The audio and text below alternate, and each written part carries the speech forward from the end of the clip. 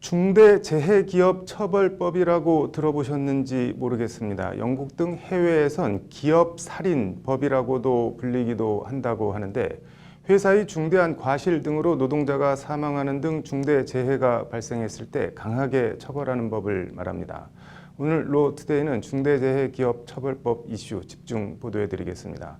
먼저 어제 여의도에서 있었던 민주노총의 중대재해기업처벌법 제정 촉구 시위 현장부터 보시겠습니다. 신세아 기자가 현장을 취재했습니다.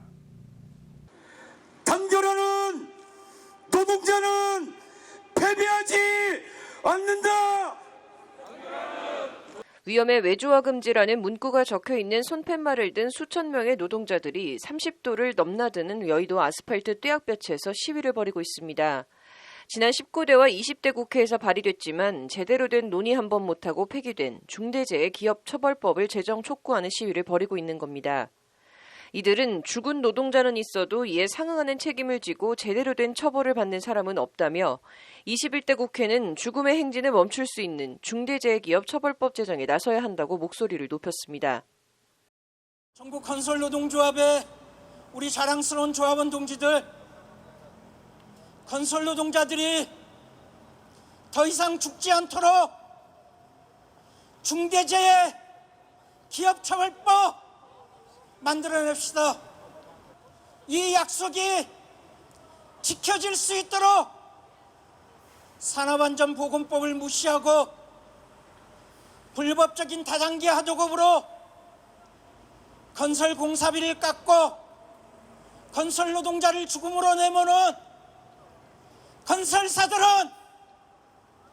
건설업에 참여할 수 없게 하는. 참가자들은 특히 지난 4월 있었던 경기도 이천 물류창고 공사 현장에서 불이나 38명이 사망한 참사를 언급하며 이번에야말로 중대재해기업처벌법을 제정해야 한다고 강조했습니다.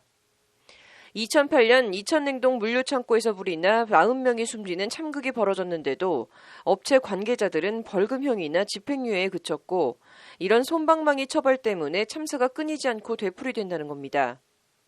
이런 일들이 빈번하게 일어나고 있는데도 이러한 사망사고가 지속적으로 일어나고 있습니다. 도대체 왜 이겠습니까? 미친 듯이 돈만 쫓는 발주자와 원청, 그리고 그것을 솜방망이로 처벌하는 바로 이 사회가 있기 때문 아니겠습니까, 동지들? 이것은 차마 산자사고라고 말하기조차도 부끄럽습니다. 이것은 저는 사회적 참사라고 생각합니다.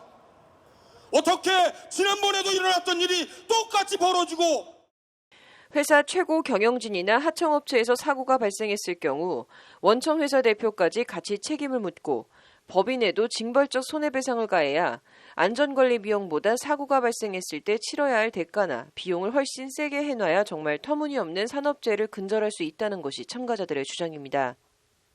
우리는 이 시기일수록 더욱더 뭉쳐서 명백하게 바로 잡아야 될 것 입법 제정하게 만들고 그 여신을 몰아서 참으로 노동자들이 더 이상 현장에서 죽지 않고 노동자들이 더운 여름에 아스팔트에 나앉지 않는 그런 세상, 산업재해를 제일 많이 당하는 우리 건설 노동자들이 앞장서서 국회는 중대재해기업처벌법 적극 제정하라.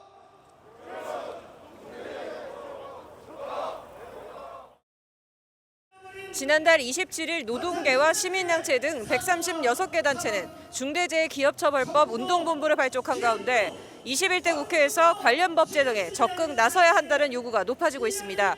법률방송 신세아입니다.